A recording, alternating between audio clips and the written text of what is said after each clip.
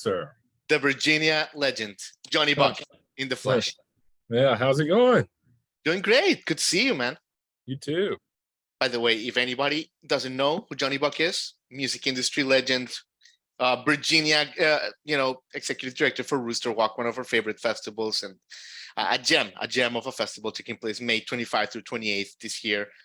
Tickets still available at roosterwalk.com. How's everything, Johnny? Everything is good. Thank you so much for having me on. And last year was your first Rooster Walk. What was your experience like? What did you think of it? Well, I have to tell you, Johnny, we do this, as you know, for a living, pretty much from April to September, and there's not many festivals, if any, that capture such incredible talent with a very family-centric atmosphere. Yeah, it is quite a special thing that you guys have going on here, Johnny.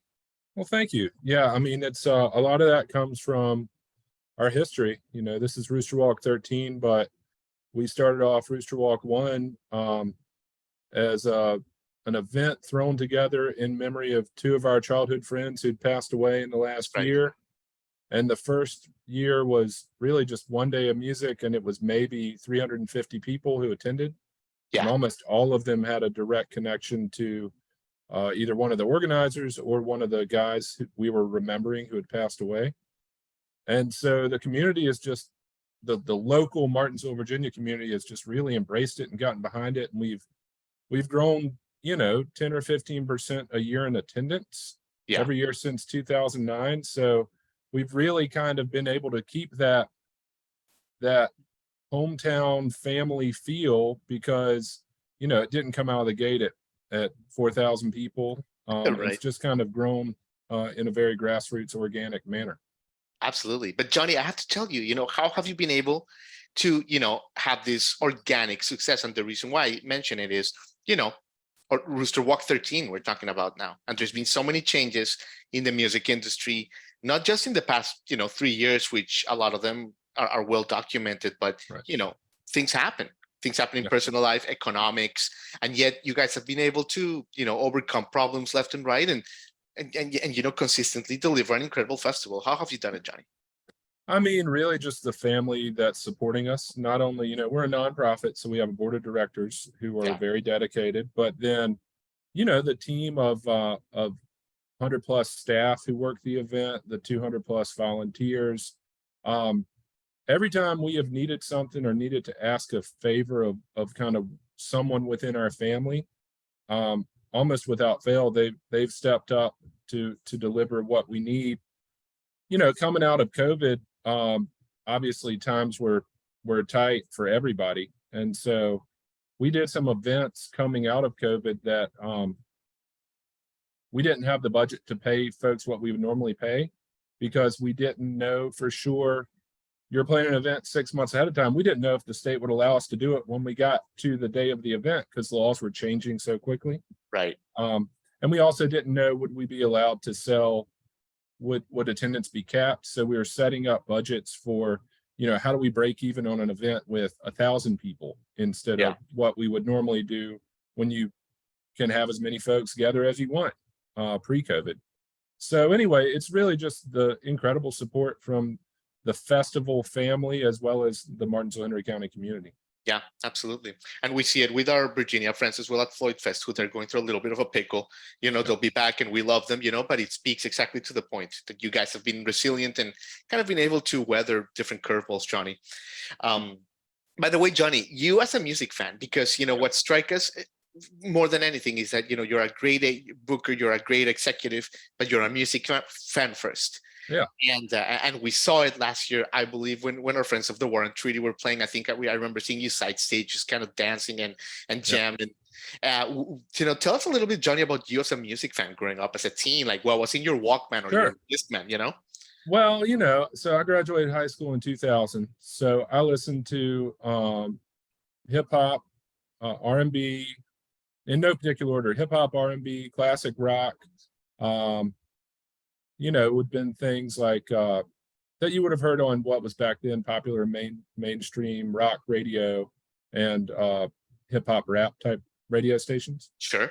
I wasn't really turned on to progressive bluegrass until I got to college. I went to UNC Chapel Hill, and there was a lot of bluegrass in the region where I grew up, but I thought of it as like, that's kind of the music that grandma and grandpa play. Like when I went to bluegrass shows around where I grew up back then, the youngest person in the crowd who wasn't me would be, 55 or 60. But I just happened to fall into a group of friends at UNC Chapel Hill who were bluegrass musicians who are now professional musicians. Sure. Andy Thorne, the banjo player who's in Leftover Salmon, was a close friend. John Stickley, who's with John Stickley Trio, was a close friend. Bobby Britt, the fiddle player who's in Town Mountain. And they really kind of opened my eyes to the fact that, bluegrass can be a really energetic, almost like a rock and roll show. Absolutely.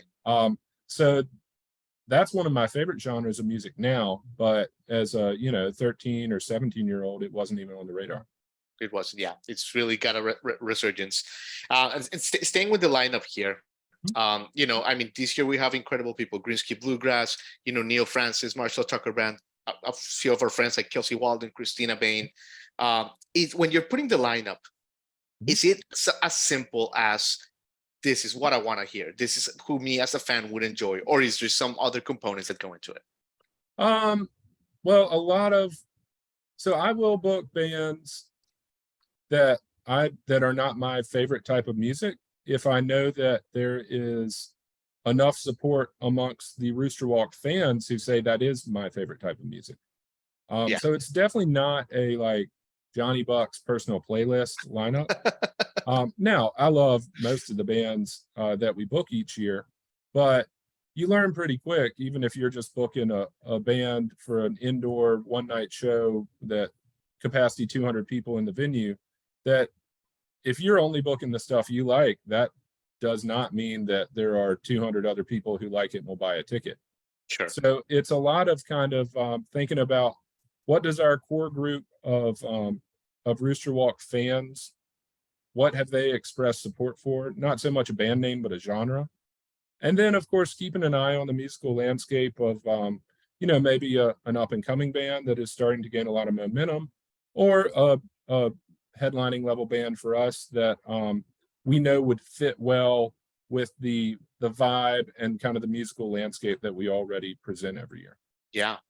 Are you at a point with the community now, Johnny, where it's like maybe the community doesn't know a third of the artists, but they kind of trust you and they trust the festival and they trust taking their kids and putting like their hard-earned money into it?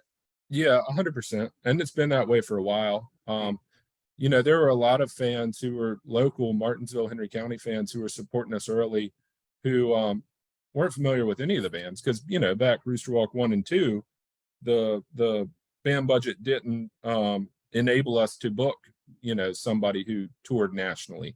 But I've heard a number of things. In the early years, it was always, somebody would bump into me on the street and be like, well, I've got to admit, I'm not familiar with many of them, but my kids are really excited about, band X, Y, or Z.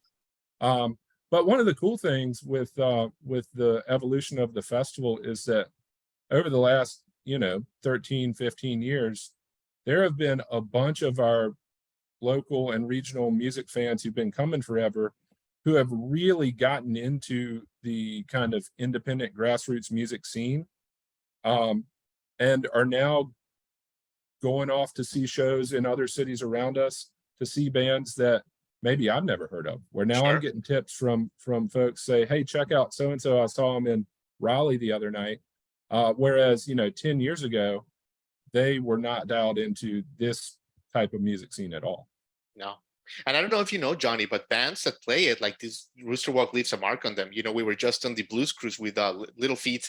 The Moon Taxi Boys are some of our best friends. And, you mentioned Rooster Walk, and they immediately, like, their eyes perk up and they know what it is. They enjoy it. They enjoy the whole thing. So that's awesome. That's good to hear. We've always, even back when we, were a much smaller event, it was always a real priority to us to do our best to take care of the musicians and the artists in a way where they felt the love. And even if our budget was limited to where, like, well, we know that they play some other huge festival and they probably get Rolls Royce treatment, like they can still tell if you're doing everything in your power and within your constraints to take care of them and make them feel at home. Very true, Johnny. Johnny, and you talked a little bit about one of our favorite things of Rooster Walk, if not like our favorite, and it is the Panchenk Memorial Scholarship.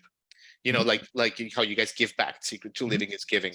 And for my audience that doesn't know, obviously, in honor of your friends that passed, you guys give Martinsville High School people, funds so that they can kind of like pursue their dreams and stuff. Right. What are some stories, some success stories, Johnny, that that you hear years later from these kids in the past like 10 plus years? Well, I mean, so it's a merit-based scholarship. Yeah. So there have been a lot of kids who, were on their way to really impressive things before they ever got the Pinshank Memorial Scholarship. We don't take credit for that because the winner every year, it's for one outstanding senior at Martinsville High School. But, I'd say the last 4 or 5 recipients have actually received their associate's degree through dual enrollment with the local community college before they graduate from their high school. Oh, wow. So a lot of these kids are leaving Martinsville to go to a 4-year school, but they're entering as juniors. Amazing. And so we've had kids who have graduated from their undergrad degree in less than 2 years on campus, and then have, one of them has a doctorate, and I don't think she was even 24. Yeah. Which is kind of hard to do the math, and figure out how in the world is that possible. But just some really impressive kids who are now, a lot of them, young adults. And one of the other cool things with not only the scholarship winners, but just the high school graduates that always makes me smile is, there'll be kids, back in the early Rooster Walk years, there were kids in the kids area. And then all of a sudden they were preteens kind of watching some of the music.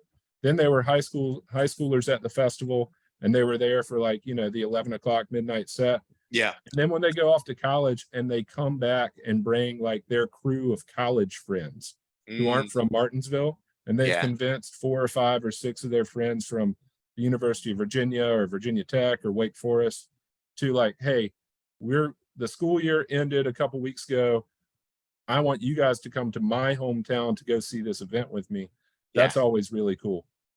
Man, I love those stories. And there's also a bunch of weddings and engagements that have happened, right, in the community? Yeah, there have been, I think we've had, I don't know, 7 or 8 weddings at Rooster Walk. We have had, obviously, heard from some of our fans that they have children who were created at Rooster Walk. Yeah. And then also we almost had one child born at Rooster Walk. Wow. But they got to the hospital just in time. That would have been something, huh? You would have to rename the lake or something. It was funny too, because her favorite band was this was a long time ago, but her favorite band was the headliner, and her water broke like 30 minutes before they started. Uh-huh. And she was trying to convince her husband to let her stay to see the headliner. Yeah. Because it was her favorite band. And he was like, absolutely not. And then she went to the hospital and had like 30 hours of labor. Wow. And so is still mad at her husband because she's like, it was 30 hours of labor. I definitely could have spared 2 hours to see the band. But they have a son now who's probably 8 years old, and they call him Rooster. Oh my God. That's amazing. I love that story. Well, Johnny, you're being so great with your time. Thank you. Let me leave you with this. And by the way, tickets at roosterwalk.com. You can get GAs for as low as $175. Great for the whole family. Just tell us a little bit about the activities that we didn't get to witness, but we hope to witness a lot this year, like the river float trips and the teen stuff and the kids scoop and all that. So yeah, the first thing for folks out there to know is that Rooster Walk really is not only a family-friendly event, but it sounds cliche, but it's fun for the whole family. So like there are things for the 3-year-old in the kids area, and the 1-year-old in the mommy and me tent, like the little toddlers. There are tons of activities in the kids area for, that 4-year-old to 8-year-old range. And then we have a teen scene for older kids. In addition, we have offsite excursions, things like the guided river floats in a canoe or a kayak. Yeah. guided fly fishing trips.